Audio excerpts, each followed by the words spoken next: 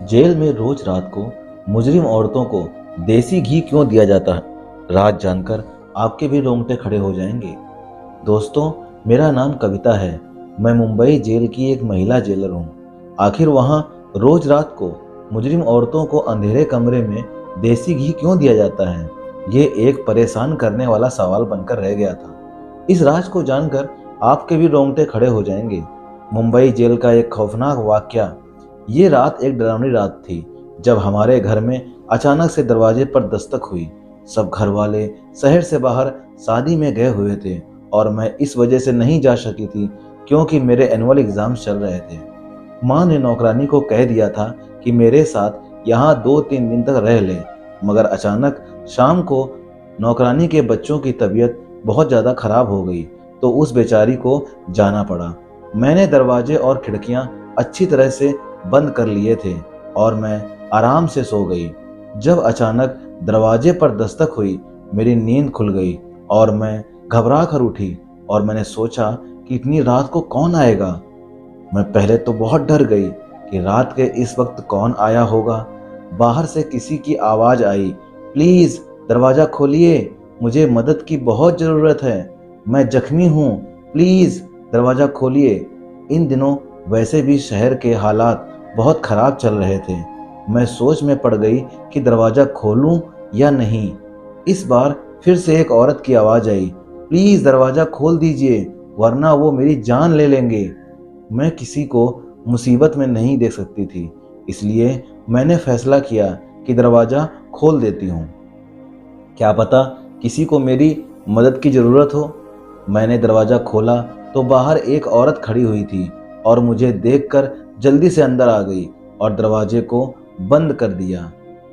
दोस्तों, मैंने ध्यान से उसको देखा तो वह लगभग 30 साल की एक खूबसूरत जवान सी लड़की थी। उस वक्त उजड़े हुए हालातों में बेचारी बहुत ही परेशान लग रही थी। उसकी हालत बहुत गंभीर थी।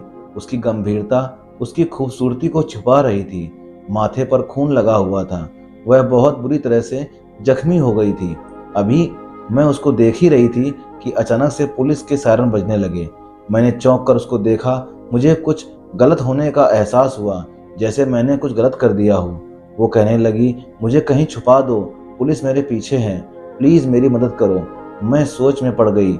मुझे बहुत ही पछतावा हुआ कि मुझे इसको अपने घर में जगह नहीं देनी चाहिए थी और ना ही इसकी मदद करनी चाहिए थी। अगर पुलिस ने छापा मार दिया तो मैं भी इसके साथ जेल जाऊंगी। सायरन की आवाज़ धीरे धीरे करीब आती जा रही थी। मेरे दिमाग ने बिल्कुल भी काम करना बंद कर दिया था। मुझे समझ में नहीं आ रहा था कि मैं क्या करूं। वो खुद ही घर के अंदर भागकर चली गई थी। मुझे होश आया तो मैं भी उसके पीछे भागी। वो कहने लगी कि अभी थोड़ी देर में पुलिस घरों की तलाशी लेना शुरू कर देगी, मुझे कहीं छुपने की जगह बता दो जहां मैं छुप सकूं। मैंने डरते हुए पूछा, कौन हो तुम और पुलिस क्यों तुम्हारे पीछे है? वो कहने लगी, तुम्हें भगवान का वास्ता अभी मुझे छुपा दो कहीं भी प्लीज़, मैं तुम्हारे सारे सवालों का जवाब दूंगी। मैं कसम खाकर कहती हूँ कि मैं तुम्हें कोई नुकसान पहुँचाने के इरादे से नहीं आई हूँ और ना ही पहुँचाऊंगी, मेरा भरोसा करो। उसी वक्त बाहर से स्पीकर के जरिए ऐलान हुआ, ये खतरनाक महिला कैदी जेल से फरार हो गई है। अगर किसी ने उसे पनाह दी है तो वो खुद उसे बाहर निकाल दे, वरना अभी थोड़ी देर में पुलिस तलाशी लेना शुरू कर देगी। वो कहने लगी, देखो मुझे जल्दी से छुपाओ वरना मेरे साथ तुम भी मुसीबत में फंस जाओगी। उसकी बात सुनकर मैं जल्दी से छत पर उसको पानी वाली टंकी के पास ले गई। मैंने कहा, जहाँ भी छुपोगी पुलिस तुम्हें ढूंढ ही लेगी, इसलिए जान बचाने का एक हल यही है कि तुम इस पानी वाली टंकी के अंदर कूद जाओ। पानी ठंडा हो रहा था, लेकिन मेरी राय पर उस औरत ने मुझे यूं देखा जैसे मेरा दिमाग खराब हो गया हो। इतने ठंडे पानी में मैं उसे कूदने की राय दे रही थी। मुझे लगा जैसे वो मुझसे कहेगी कि इतने ठंडे पानी में कूदने से तो बेहतर है मैं खुद को पुलिस के हवाले कर दूं। मगर अगले ही पल वह ढक्कन उठाकर टंकी में कूद पड़ी। मैं वहां से टंकी का ढक्कन बंद करके नीचे चली आई। 2 मिनट के बाद ही मेरे दरवाजे पर दस्तक हुई। मैंने दरवाज़ा खोला तो मेरे सामने 2 महिला पुलिस और बहुत सारे आदमी और कुछ पुलिस वाले भी खड़े थे, जो दरवाज़ा खोलते ही अंदर घुसते चले आए। वो मेरे घर की तलाशी लेने लगे और महिला पुलिस अधिकारी मुझसे सवाल पूछने लगी। तुमने किसी को देखा तो नहीं या किसी को अपने घर में जगह दी हो? मैंने कहा, मैं तो अभी सोकर उठी हूँ और मुझे इस बारे में कुछ भी नहीं पता। आप किसकी तलाश कर रहे हैं? पुलिस वाले नीचे से तलाशी लेकर ऊपर छत पर आ गए तो मेरी जान को बनाई। मेरी सांस अटकने लगी कि कहीं इनको पता ना चल जाए कि वह औरत कहाँ है, मगर इतना मुझे यकीन था कि इनका ध्यान पानी वाली टंकी की तरफ नहीं जाएगा। दोस्तों, मेरा अंदाजा बिल्कुल सही था और सही साबित भी हुआ। वो खाली हाथ नीचे चले आए। पहले वाला कहने लगा, मैडम जी, वो इस घर में नहीं है। मेरा ख्याल है कि वो इस इलाके से निकल गई है। बातें करते वक्त वो सब घर से बाहर निकल गए तो मैंने सुकून और चैन की सांस ली। उनकी आपस की बातों से पता चला कि वो मुंबई जेल से इस औरत को ढूंढते हुए यहाँ तक पहुँच गए हैं। पुलिस वालों के जाने के कुछ ही मिनट में मैं जल्दी से ऊपर गई और टंकी का ढक्कन हटाकर उसे बाहर निकाला। ठंडे पानी की वजह से वो थर थर कांप रही थी। अगर मैं 10 मिनट और वहां नहीं जाती तो शायद उसको मरा हुआ पाती। मैं उसे नीचे लेकर आई और उसको हीटर के पास बैठा दिया। मैंने उसको अपने कपड़े दिए तो उसको थोड़ा होश आया। मेरे कपड़े बदलकर वो रजाई लेकर हीटर के पास बैठ गई। मैंने सोचा, अब अगर इसकी मदद कर रही हूँ तो बेचारी के लिए कुछ खाने पीने को भी ले आती हूँ। मैंने उसके लिए चाय बनाई और खाना गर्म करके उसके पास लेकर आई। न जाने क्यों उसके चेहरे को देखकर मुझे नहीं लग रहा था कि वो एक मुजरिम है। थोड़ी देर तक उसकी हालत में सुधार आ चुका था। अब मैंने उससे बात करनी शुरू की और कहा, आपको देखकर लगता तो नहीं कि आप मुजरिम हो, लेकिन पुलिस आपके पीछे क्यों पड़ी है और ये कह रही है कि मुंबई जेल से एक मुजरिम औरत फरार हुई है, तो क्या आप वाकई मुजरिम हैं? मेरा सवाल सुनकर उसने गहरी सांस भरी और कहने लगी, तुम्हारा अंदाजा बिल्कुल ठीक है। मैं मुंबई जेल की कैदी नहीं बल्कि वहाँ की जेलर हूँ। मैंने कहा, क्या? ये सुनकर कि वो मुंबई जेल की जेलर है, मेरे तो होश ही उड़ गए। एक जेलर के पीछे पुलिस, लेकिन क्यों? मैंने पूछा, आप जेलर हो, मुजरिम की तरह क्यों भाग रही हो? तो वो कहने लगी कि एक बड़ी लंबी कहानी है, सुनकर क्या करोगी? मैंने कहा, देखिए, मैंने आपको अपने घर में जगह दी है, आपकी मदद की है। अब आपको भी अपनी कहानी मुझे सुनानी होगी, क्योंकि मैं ये सब आपके इसलिए पूछ रही हूँ क्योंकि मैंने भी मुंबई की एक जेल में जेलर के लिए अप्लाई किया हुआ है। तो मुझे आपकी कहानी सुनकर मालूम हो जाएगा कि वहाँ के क्या हालात हैं। वो कहने लगी, ठीक है, अगर तुम्हें इतना ही जानने का शौक है तो सुनो। मेरा नाम गौरी है और मैं एक बहुत अच्छे और इज्जतदार खानदान से ताल्लुक़ रखती हूँ। हम 2 बहनें और 2 भाई हैं। मेरे पिताजी मुंबई के थाने में हवलदार थे। मेरे पिताजी ने बचपन से ही हमें सच्चाई और ईमानदारी का सबक पढ़ाया था और यही समझाया था कि अपने काम से हमेशा वफादार रहना चाहिए, चाहे काम कितना ही मामूली क्यों ना हो, और रुतबा चाहे छोटा मिले या बड़ा, कभी भी अपने ईमान का सौदा मत करना। मेरे पिताजी एक सच्चे और ईमानदार हवलदार थे। अपनी सारी जिंदगी नौकरी के दौरान उन्होंने कभी भी 1 रुपए की भी रिश्वत लेना गवारा नहीं समझा था। पिताजी के साथ के दोस्तों ने अपने घर पक्के कर लिए और अच्छी जिंदगी गुजारने लगे थे, मगर हमारा गुजारा गरीबी के कारण मुश्किल से ही हो रहा था। मैं पिताजी की बहुत लाडली बेटी थी, इसलिए अक्सर घर के हालात से तंग आकर मैं भी उनसे कहती थी कि पिताजी, आप अपने साथ के लोगों को ही देख लीजिए, उन्होंने किस कदर तरक्की कर ली है, उनसे ही कुछ सीख लीजिए। उन लोगों के घरों में सब तरह के ऐशो आराम हैं। लोगों के घर रोजाना अच्छे अच्छे पकवान बनते हैं और हमारे यहाँ वही रूखी सूखी, और हम लोग तो दिवाली पर भी अच्छे पकवान नहीं बना पाते। हमें तो कुछ अच्छा देखने को भी नहीं मिलता, खाना तो बहुत दूर की बात है। उनके बच्चे कितने अच्छे स्कूल और कॉलेज में पढ़ते हैं और हम लोग तो सरकारी स्कूल में जाते हैं। बाद में हमें नौकरी भी वैसी ही मिलेगी, कोई भी छोटे से क्लर्क जैसी। पिताजी हंसकर कहते, बिटिया रानी, तू फिक्र ना कर, तेरे भाग्य में बहुत बड़ी और ऊंची नौकरी है। मैं मजाक मजाक में कहती, क्यों पिताजी, क्या मैं मुंबई जेल की जेलर बनूंगी? पिताजी कहते, तो इसमें इतनी हैरानी वाली क्या बात है? तू अच्छे नंबरों से परीक्षा सब पास कर लेगी तो लग जाएगी।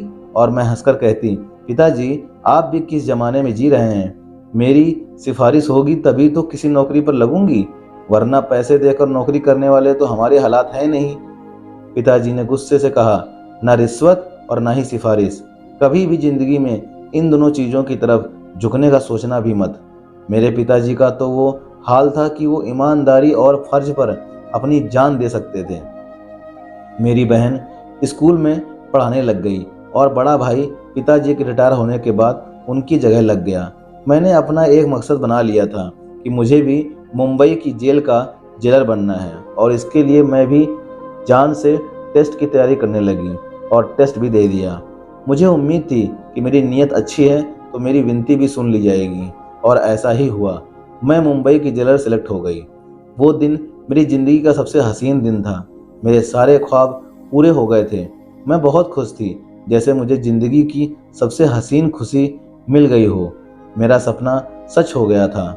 पिताजी ने इस मौके पर सिर्फ यही कहा कि जेल में अलग अलग तरीके की परेशानियां तुम्हारे सामने आएंगी, बस ख्याल रखना, ईमानदारी से अपनी ड्यूटी को अंजाम देना।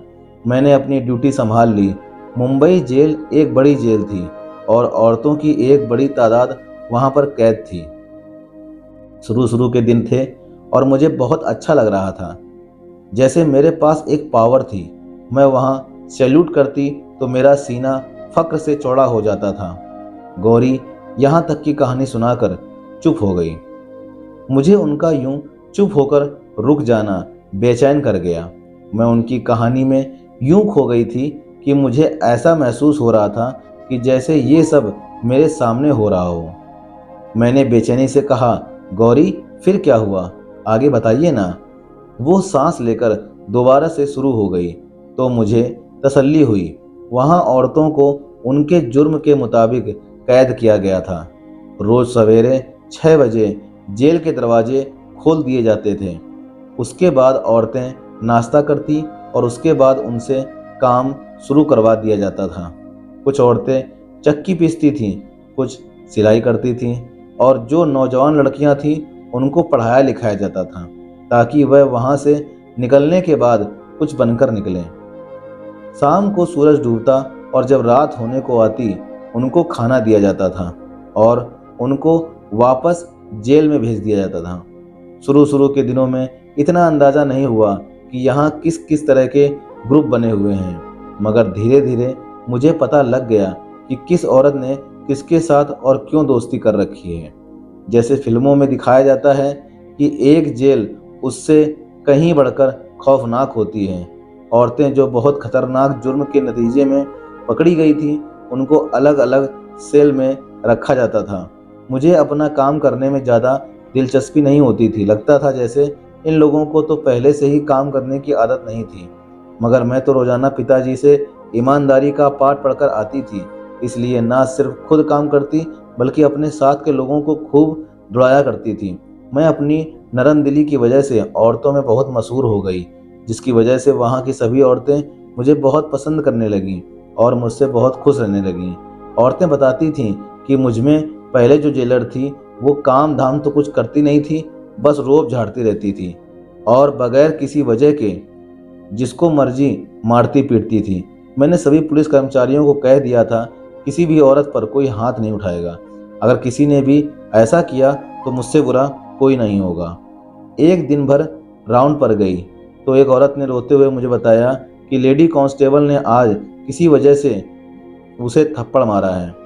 मुझे सुनकर बहुत गुस्सा आया कि अपनी ताकत का नाजायज़ फ़ायदा उठाना उसे किसने सिखा दिया। मैंने उसे एक हफ्ते के लिए सरेंडर करवा दिया। मेरी वजह से जेल का माहौल अच्छा होने लगा था। मैंने औरतों को अलग अलग तरीके से रोजगार सिखाने शुरू कर दिए थे। मेरी ड्यूटी से वहाँ के लोग बहुत ज़्यादा खुश थे और मुझे पहले ही साल में अच्छे काम की वजह से मेडल से सम्मानित कर दिया गया था। वहाँ मेरे काम को खूब सराहा गया था, खूब सारी तारीफ़ें हुई। इसी दौरान मेरे लिए एक अफसर मनीष का रिश्ता आया। जैसे मेरे घर वालों ने मेरे लिए चुना और मेरी शादी हो गई। मेरे पति बिल्कुल वैसे ही ख्यालात के थे जैसे मेरे पिताजी थे, इसीलिए मैं अपनी ज़िंदगी में बहुत खुश थी। ड्यूटी और घर बहुत अच्छे से चल रहा था। सब कुछ ठीक चल रहा था। मगर कहते हैं ना, आजमाइश इंसान पर उसी वक्त आती है जब वो ज़्यादा ही सुख की ज़िंदगी में खो जाए। मेरी किस्मत को भी मेरा सुकून अच्छा नहीं लगा। उन्हीं दिनों जेल के बाहर से देसी घी से भरे हुए डिब्बे अंदर जाने लगे। शुरू शुरू में तो मैंने इतना ध्यान नहीं दिया कि रिश्तेदार अक्सर इस किस्म की चीज़ें भेजते रहते हैं, मगर जब लगातार इसी तरह रोज़ाना देसी घी के डब्बे जेल में आने लगे तो मैं चौंक गई। मुझे यह बात हजम नहीं हुई कि यह क्या हो रहा है। मेरा दिल और दिमाग कह रहा था कि कुछ तो गड़बड़ जरूर है। मैंने सोचा कि मुझे मालूम करना होगा कि रोज़ रोज़ देसी घी के डब्बे किसके पास जाते हैं, कौन मंगवाता है। एक अच्छा जेलर वो होता है जिसने कैदियों में से ही अपने जासूस बनाए हों, ताकि उसको पल पल की खबरें मिलती रहें। मैंने भी उसी औरत को अपने लिए जासूसी करने को कहा था, जिसके लिए मैंने लेडी कांस्टेबल को एक हफ्ते के लिए सरेंडर कर दिया था। मेरे इस अंदाज से वो मेरी वफादार हो गई थी और मेरे कहने पर मुझे खबरें देती रहती थी कि जेल के अंदर क्या हो रहा है। इसलिए एक दिन मैंने सारे देसी घी के डब्बे खुलवाए और अच्छे से डिब्बों की तलाशी ली। उन डिब्बों में देसी घी ही था। मैंने उस औरत को बुलवाया जो मुझे सारी खबरें देती थी। मैंने उससे कहा, मुझे अंदर मालूम करके बताओ, देसी घी के डब्बे आखिर आते हैं तो किसके लिए आते हैं और इन्हें कौन इस्तेमाल करता है और क्यों। मुझे 2 दिनों के अंदर सारी रिपोर्ट बनाकर दो। मेरी ड्यूटी ज़्यादातर दिन के वक्त ही होती थी और रात के वक्त एक और जेलर ड्यूटी पर आती थी। दिन के वक्त तो किसी की भी हिम्मत नहीं होती थी कि मेरे होते हुए कुछ ऐसा वैसा हो जाए, मगर रात को वक्त यहाँ पर क्या होता है इसकी मैं गारंटी नहीं दे सकती थी। इसीलिए जासूस को काम पर लगा दिया। मैंने बीच में टोकते हुए पूछा, गौरी, क्या आपको देसी घी के डब्बे की वजह से शक हुआ था? मेरे सवाल पर जेलर गौरी ने हाँ में सिर हिलाते हुए कहा, हाँ, रोजाना ही कई डिब्बे देसी घी के जेल के अंदर जाते थे और मेरी नज़रों में ये नॉर्मल बात नहीं थी। मेरा अंदाज़ा बार बार यही कह रहा था कि कुछ ऐसा हो रहा है जो मेरी नज़रों से ओझल है। मेरी जासूस ने मुझे सनसनीखेज शब्दों में आकर जो खबर सुनाई, वो सुनकर ही मैं दंग रह गई। उसने कहा कि देसी घी रोज रात को अंधेरे कमरे में कुछ खास औरतों को दिया जाता है। रात की ड्यूटी वाली जेलर सारा स्टाफ इस बात को जानता है और आपके कार्यालय की भी 2-4 लोग शामिल हैं। मैं उलझन में पड़ गई कि अंधेरे कमरे में देसी घी क्यों औरतों को दिया जाता है, इसका क्या मतलब हुआ।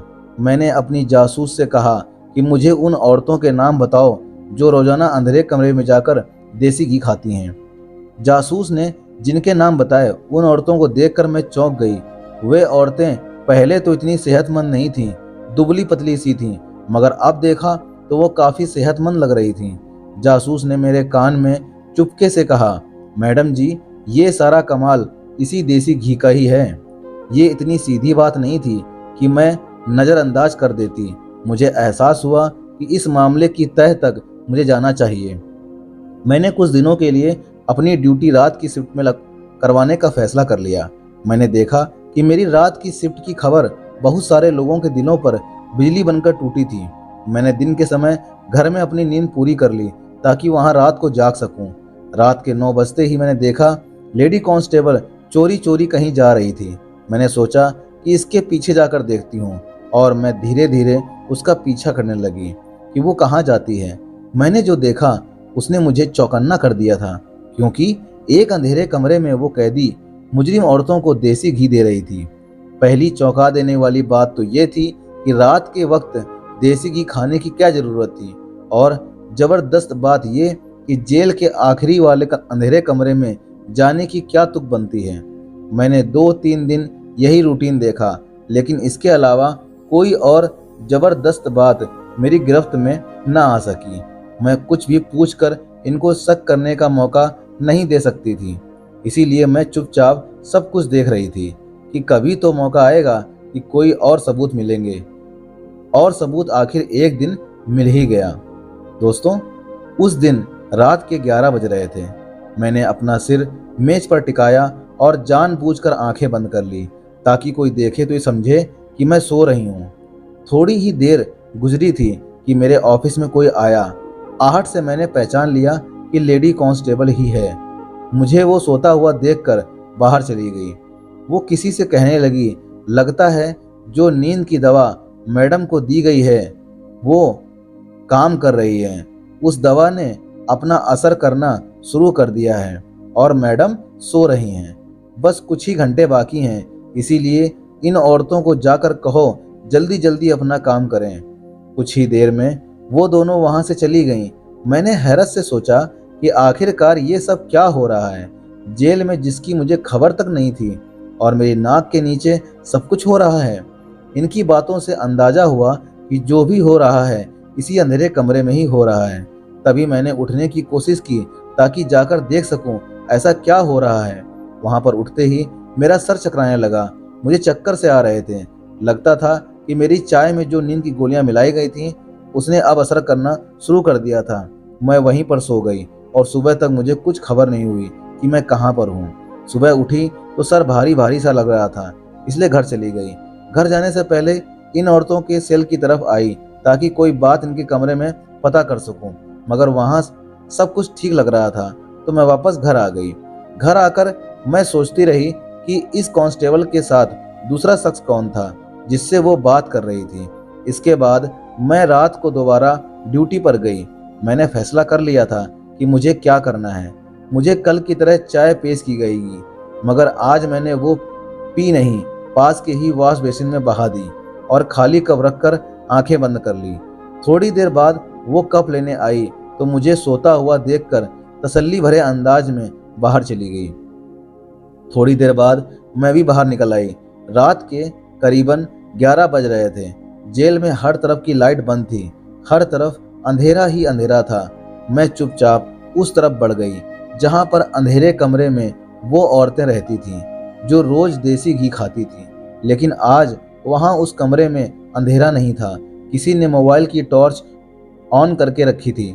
मैं एकदम उन सब पर चिल्लाई और मैंने चेक करके कहा कि ये सब क्या हो रहा है। जो नज़ारा मेरे सामने था उसे अपनी आंखों के सामने देखकर मुझे भी यकीन नहीं आ रहा था। मेरा स्टाफ इतनी घिनौनी साजिश में शामिल है। वो औरतें सुरंग खोद रही थीं। उन्होंने अच्छी खासी सुरंग खोदी हुई थी। जाने कितने हफ्तों से या महीनों से ये काम किए जा रही थीं। वो औरतें कत्ल के जुर्म में जेल में लाई गई थीं और अदालत की तरफ से उन दोनों को उम्र कैद की सजा सुनाई गई थी। वो दोनों यहाँ से फरार होने के लिए सुरंग खोद रही थीं और इस काम में मेरा पूरा कार्यालय भी शामिल हो रखा था। लेडी कांस्टेबल का यूं मुझे सामने देखकर सांस रुक गया। उसके हाथ से मोबाइल नीचे गिर गया जिसके टॉर्च ऑन करके वो उनके सर पर खड़ी थी। वह सुरंग खोदती थी, इसीलिए देसी घी खाती थी, क्योंकि सुरंग खोदना आसान काम नहीं होता। इसके लिए बहुत ताकत चाहिए होती है। वो देसी घी खाकर रोजाना के 3-4 घंटे सुरंग खोदने पर लगा देती थी। वहाँ खड़े खड़े ही मैं सब कुछ समझ चुकी थी और सारी कहानी मेरी आंखों के सामने थी और मैं सब कुछ समझ गई थी। मैंने लेडी कांस्टेबल को पूछा, और कौन है तुम्हारे साथ मिला हुआ? कल मैंने तुम्हें किसी से बात करते हुए भी सुना था। वो कौन था? वो बहुत घबराई हुई थी। मेरे बार बार पूछने पर भी उसने कुछ नहीं बताया। तो मैंने कहा, ठीक है, मैं हाई कमीशन से बात करती हूँ। जब तुम्हें नौकरी से निकाला जाएगा तो तुमको पता चल जाएगा। मेरी बात सुनकर वो बहुत ज़्यादा घबरा गई थी और डर गई थी। कहने लगी, मैम प्लीज़ किसी को फ़ोन मत कीजिए। अभी मैंने फ़ोन उठाया ही था कि मेरे सर पर किसी ने बहुत ज़ोर से वार किया और मैं बेहोश होकर वहीं पर गिर गई। होश में आई तो मैंने देखा कि मैं खुद भी जेल के ही एक कमरे में कैद थी। मुझे याद आया कि मैं फ़ोन करके जानकारी देने वाली थी। किसी ने मेरे सर पर वार कर दिया। वो लेडी कांस्टेबल के अलावा और कोई नहीं हो सकता था। इसी ने अपना राज खुल जाने के डर से मेरे सिर पर वार किया होगा। मैं होश में आई तो देखा कि वो अकेली नहीं थी। जो साथी उसका साथ देने की कोशिश कर रही थी वो साथी उस वक्त उसके साथ मौजूद थी। लेकिन इसकी साथी को देखकर मेरे सर पर कयामत टूट पड़ी। मुझे यकीन नहीं आया कि वो नाइट शिफ्ट वाली जेलर थी। मुझे तो लगता था जैसे वह एक लापरवाह लड़की है, मगर वो इतनी घटिया निकलेगी कि कानून की वर्दी पहनकर गैर कानूनी कामों को अंजाम देगी। फिर इन दोनों औरतों ने मिलकर मुझे कैद कर दिया था। दोनों मिली हुई थीं। इन्हें दोनों की मदद से वो कैदी औरतें सुरंग खोद रही थीं और इस मदद के बदले वहां की कांस्टेबल को बहुत सारे पैसे दिए गए थे। पैसों की लालच में आकर ऐसे गैर कानूनी कामों को अंजाम दिया जा रहा था। बाद में मुझे मालूम हुआ कि मामला इससे भी ज्यादा गंभीर हो चुका है। जो देसी घी जेल के अंदर चेक होकर आता था, उस देसी घी में खास स्टेरॉइड शामिल किए जाते थे, जिसके रोजाना इस्तेमाल से इंसान को उसकी आदत सी हो जाती है। देसी घी चोरी चोरी अंदर ही अंदर बेचा जाता था। ये कोई मामूली देसी घी नहीं था। ये सारा काम रात के वक्त इस जेलर की मौजूदगी में निहायत चोरी चुपके से होता था। इस जेलर ने ये सारी बात मुझे खुद अपने मुंह से बताई। उसने अपने सारे जुर्म मेरे सामने कबूल किए, लेकिन वह नहीं जानती थी कि इसने मुझे मेरे ही जिस दफ्तर में कैद किया है, वहां तो मैंने पहले से ही एक कैमरा लगा कर रखा हुआ था जो सारी बातें रिकॉर्ड कर रहा था। मुझे जब भी किसी से उसका जुर्म कबूल करवाना होता था तो मैं उसको इसी कैमरे में ले जाती थी और उसका बयान इसी कैमरे में रिकॉर्ड हो जाता था, जो बाद में एक सबूत के तौर पर काम आता था। उसने मेरी तरफ से कोर्ट को ऑफिशियल तौर पर छुट्टी का खत पोस्ट कर दिया ताकि मेरा गायब होना पूरी तरह से किसी को खटके नहीं। इसके बाद उसने मेरी पहचान के अनुसार एक रिपोर्ट बनाकर कोर्ट को भेज दी, जिसमें मुझ पर संगीन आरोप लगाए गए थे। इसका इरादा मुझे रास्ते से हटाने का था। आज शाम जैसे ही वो मेरे लिए खाना लेकर कमरे में आई तो मैं उस पर काबू पाकर वहां से फरार हो गई और तब से वह मेरे पीछे लगी है ताकि मुझे पकड़ सके। ये थी मेरी सारी कहानी, जिसको सुनने के लिए तुम इतनी बेचैन थी। मैंने सारी कहानी सुनकर भी हिचकिचाते हुए गौरी से पूछा, लेकिन अब आप अपनी बेगुनाही कैसे साबित करोगी? जेलर गौरी कहने लगी, मुझे बस किसी भी तरह वो खुफिया कैमरा अपने कब्जे में करना है। सारी बातचीत रिकॉर्ड है, मगर यही मैं सोच रही हूँ कि अब मेरा वहां जाना तो खतरे से खाली नहीं है। जब तक मैं अपनी बेगुनाही साबित नहीं कर लेती तब तक मैं वहां नहीं जा सकती। किसी भी तरह से मुझे उस कैमरे को हासिल करना ही होगा। दोस्तों, मैंने कहा कि मैं आपकी मदद कर सकती हूँ। गौरी मुझे हैरान होकर देखने लगी। मैंने जेलर के लिए अप्लाई किया हुआ है। मेरा ख्याल है आपको नौकरी से भी निकाल दिया जाएगा। तभी तो दूसरी जेलर के लिए अखबार में विज्ञापन दिया गया था। मैंने अप्लाई कर रखा था और आपके टेस्ट देने जाना था। अगर मेरा सिलेक्शन हो गया तो आपकी बेगुनाही मैं खुद साबित कर दूंगी। मैंने जेलर गौरी को कहा कि मेरे सब घर वाले ऋषिकेश शादी में गए हुए हैं। आप जब तक चाहें यहाँ पर रह सकती हैं। मगर अगले ही दिन उन्होंने अपने पति को फ़ोन किया और उसके साथ चली गईं। मुझे ये सारी कहानी जानकर इस बेचारी के लिए बहुत दुख हुआ था। गौरी एक ईमानदार जेलर थी। मैंने अगले दिन पेपर दिया और विनती करके मैं जेलर के तौर पर अपॉइंट हो जाऊं। मेरा मकसद गौरी की बेगुनाही साबित करना था और इस मकसद के लिए ज़रूरी था कि मैं मुंबई जेल के अंदर जाती, और यह सिर्फ जेलर की हैसियत से मुमकिन था, जो कि शायद मैं ही कर सकती थी। मेरी प्रार्थना रंग लाई। मुझे सेलेक्ट कर लिया गया। इंटरव्यू की सारी तैयारी मुझे गौरी ने करवाई थी, जिसकी वजह से मैं कामयाब भी हो गई। मैंने वहां जाते ही पहले दिन देख लिया था कि वो कौन सी औरतें थीं जो सुरंग खोदती थीं और देसी घी हजम करती थीं। इन औरतों को देखकर अंदाजा हुआ कि इनका काम अभी भी जारी ही था। मैंने चुप करके बड़े अधिकारियों को लेटर लिखकर यह बताया कि जेल में सुरंग खोदी जा रही है और इसकी जिम्मेदारी रात की ड्यूटी वाली जेलर और लेडी कांस्टेबल हैं। इसके साथ ही मैंने वो कैमरा भी सबूत के तौर पर साथ में भिजवा दिया, जो मुझे ठीक उसी जगह मिला था जिसका मुझे गौरी ने बताया था। ठीक रात 11 बजे जेल के सेल में छापा पड़ गया जहां सुरंग खोदी जा रही थी, और उन औरतों को सुरंग खोदते हुए रंगे हाथों पकड़ा गया।